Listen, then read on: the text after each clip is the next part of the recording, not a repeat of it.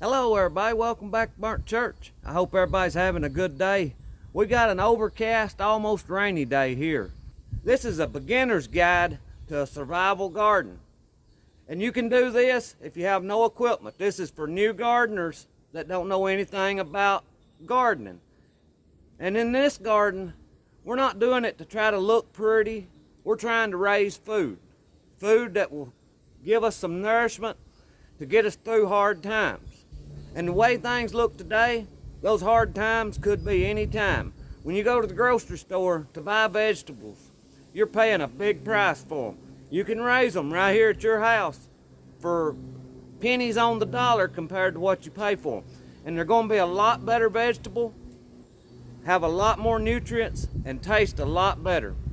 You don't have to have equipment. You don't have to have a big tractor. You don't even have to have a garden tiller.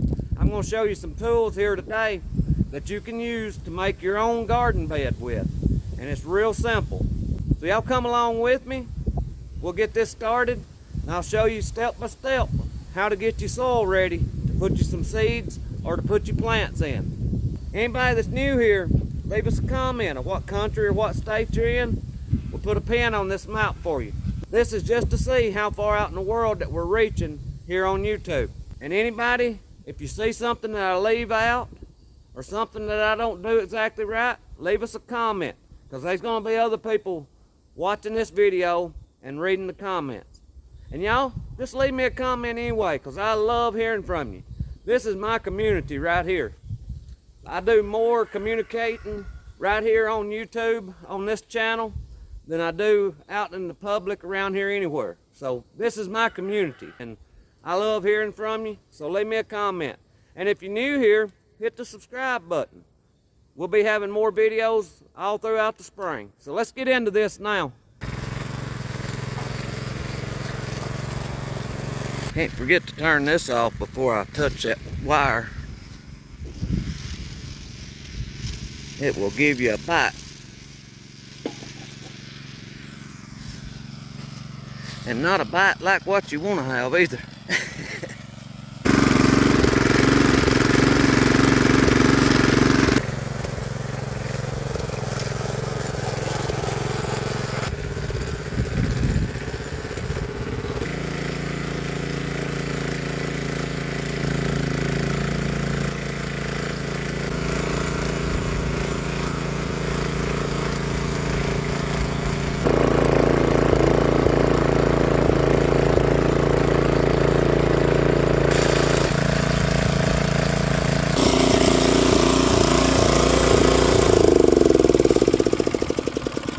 This is the first pass down through here. I'm hoping to get all these leaves and these turnips and stuff just cut into the soil.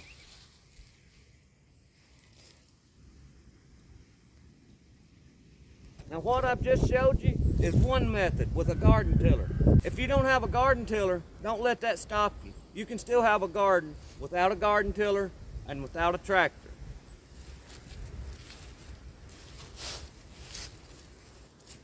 If you've got a fork, this here, I call this a potato fork, is what I call it. I use it to help dig potatoes with. Now this here is a little bit different. This is more of a fork made to turn the soil with.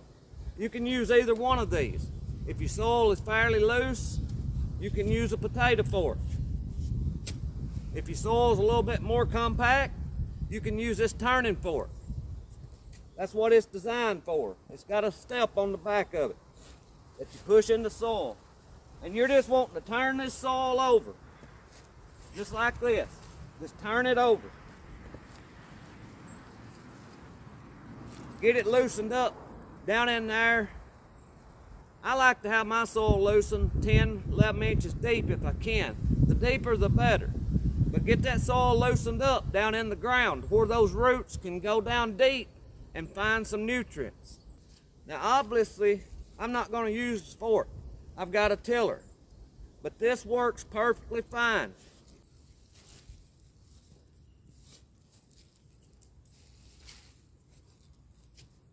Any of y'all that's been watching the channel a while, you can see how loose the soil is here.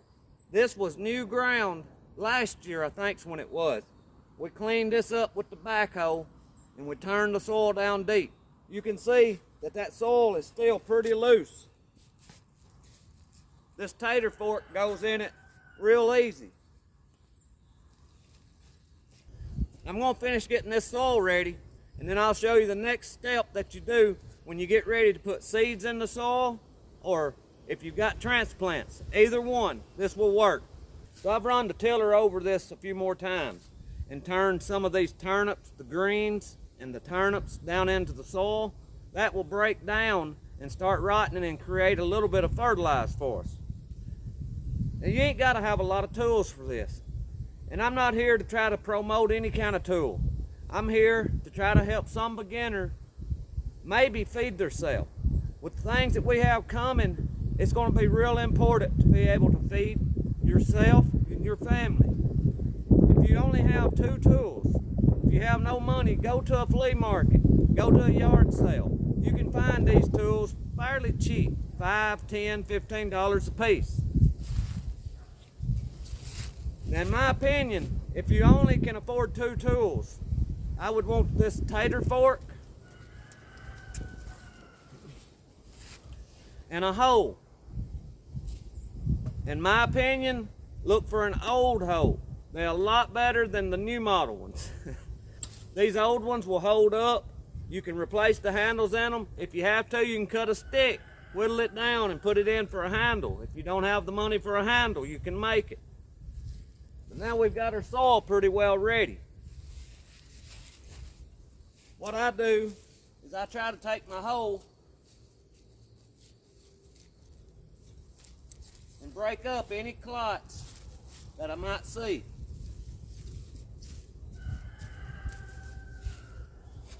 And while I'm doing that, I try to make a hill just a little bit. I want my stuff up above the soil just a hair.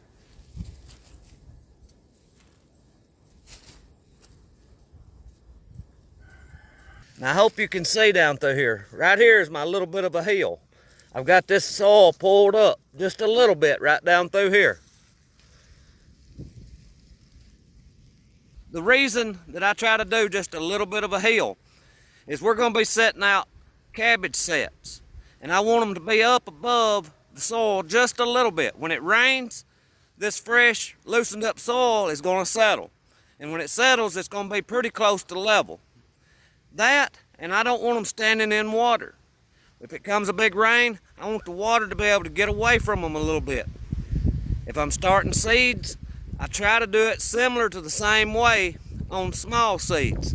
On corn, I don't worry as much about. But on okra and beets, any real small seed, I try to get them up above the surface of the soil just a little bit, because they're bad to flood out. Or at least that's my experience with them. This is not a guide to building a beautiful, luxurious garden.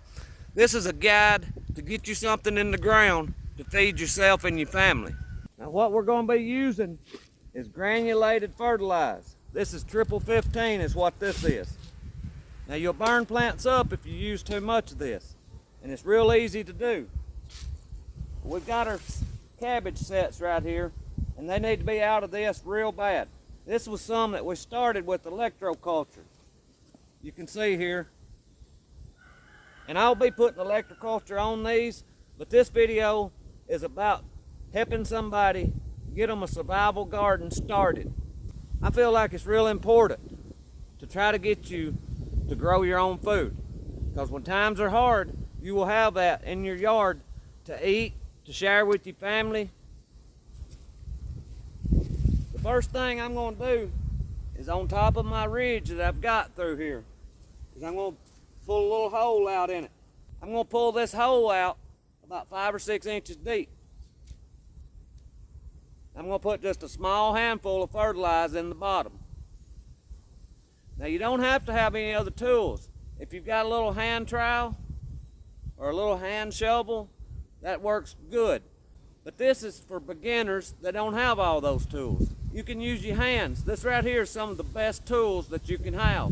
Just mix that fertilizer in, down in the bottom. Once you get it mixed in, add just a little more soil on top of it. Now we're going to take our set and we're going to try to get all the roots that we can with it. Just like this. There's this one cabbage. He's got his roots still left on him.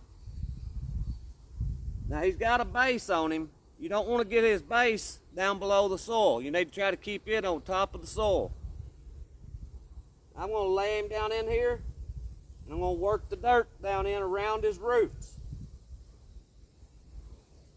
And as I'm doing that, I'm trying to kind of press it in sort of firm.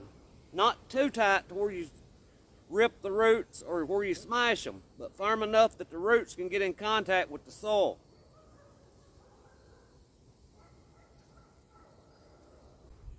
All right, we got him in.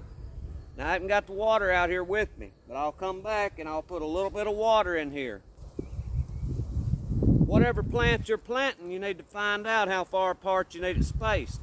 On my cabbage plants, I try to space them about 18 to 20 inches apart, at least. Sometimes I'll go 2 foot apart. Dig down about 6 inches. Add just a small handful of your fertilizer. Mix it in the bottom. Add just a little soil over the top of it.